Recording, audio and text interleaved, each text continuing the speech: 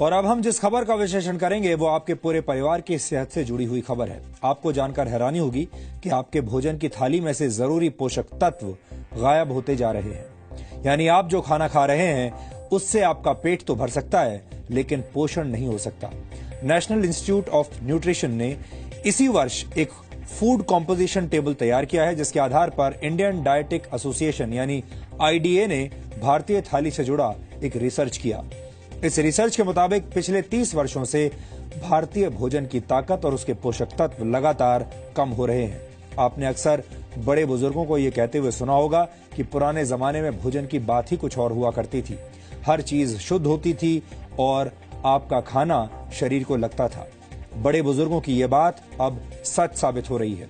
IDA का research इस बात को भी साबित करता है कि 30 वर्ष पहले खाने में शुद्धता की गारंटी आज के मुकाबले कहीं ज्यादा थी। आईडीए के मुताबिक गेहूं में 9% कार्बोहाइड्रेट कम हो चुका है। इसके अलावा बाजरे में 8.5% कार्बोहाइड्रेट कम पाया गया है।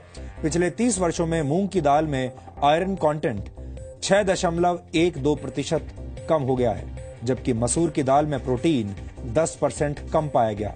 प्रोटीन हमारे शरीर के लिए बहुत जरूरी पोषक तत्व है और इसकी कमी से कई तरह की बीमारियां होती हैं। आटे और दाल के बाद सबसे ज्यादा इस्तेमाल होने वाली सब्जियों को भी चेक कर लीजिए।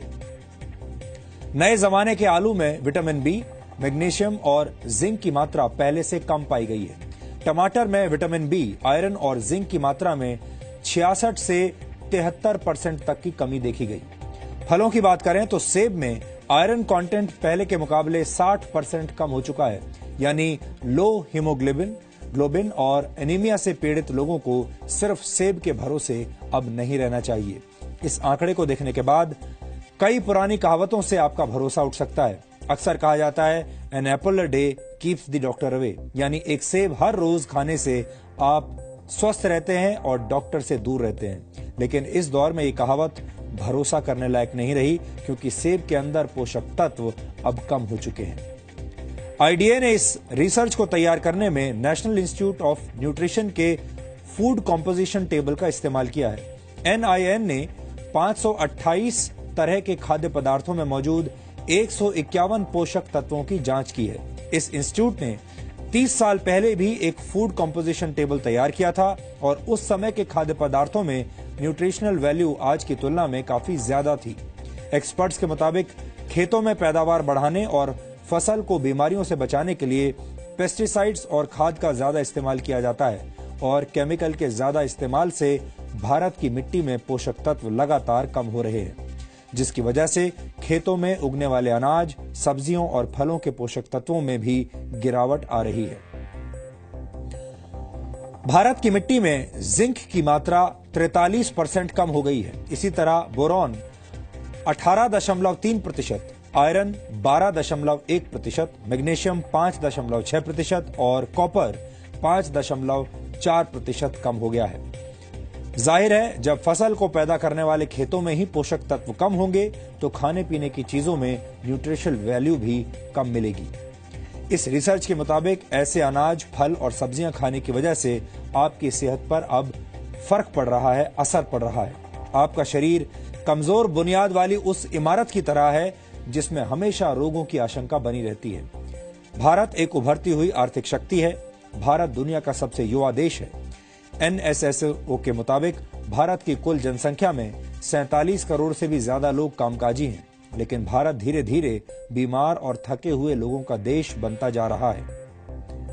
दिसंबर 2015 में आई द लैंसेट की एक रिपोर्ट के मुताबिक सेहत के मामले में 5 ब्रिक्स देशों में भारत सबसे नीचे है। ब्रिक्स देशों में भारत के अलावा ब्राजील, रशिया, चीन और साउथ अफ्रीका शामिल है। 2013 में पूरी दुनिया में बीमार लोगों की कुल संख्या में से 20% भारतीय थे। भारत में इस वक्त 7 करोड़ लोग डायबिटीज के शिकार हैं और डायबिटीज का मरीजों की संख्या के मामले में भारत चीन के बाद दूसरे नंबर पर है। वर्ल्ड कांग्रेस ऑफ कार्डियोलॉजी के मुताबिक सन 2020 तक भारत में होने वाली 40% मौतें दिल से संबंधित बीमारियों की वजह से होंगी। भारत में हर 10 में से एक व्यक्ति किडनी की बीमारी से पीड़ित है और ज्यादातर लोगों को इसका पता तब चलता है जब उनकी किडनी 60% तक बेकार हो चुकी होती है। ये सारी बातें सुनकर आप चिंतित जरूर हो रहे होंगे।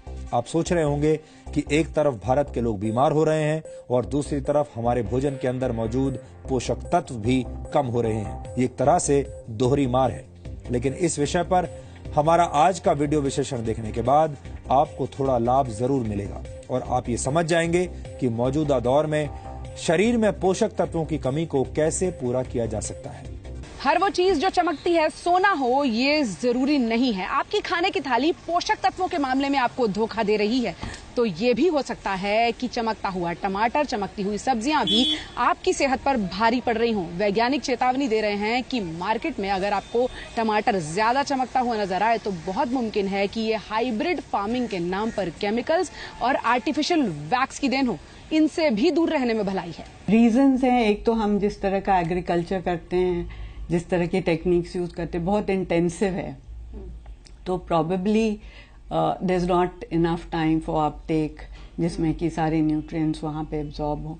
तो इंटेंसिव एग्रीकल्चर जो हो रहा है उसकी वजह से, और दूसरा जो कार्बन डाइऑक्साइड एमिट हो रहा है एटमॉस्फेयर में, जो अब बहुत बढ़ गया है, एमिशंस बढ़ गए हैं, वो एक रीजन है that is affecting nutrient composition. ये सब सवाल खड़े हुए हैं इंडियन डायटेटिक एसोसिएशन के आकलन से। दरअसल नेशनल इंस्टीट्यूट ऑफ न्यूट्रिशन ने 2017 के लिए फूड कॉम्पोजिशन टेबल जारी किया है। ये टेबल हमारे देश में अनाज, फल, सब्जी, इन सब में पोषक तत्वों की मात्रा का सूचकांक है। यानी एक रोटी में कितनी कैलोरी, दाल में कितना प्रोटीन और फलों में कितना विटामिन पाया जाता है, इन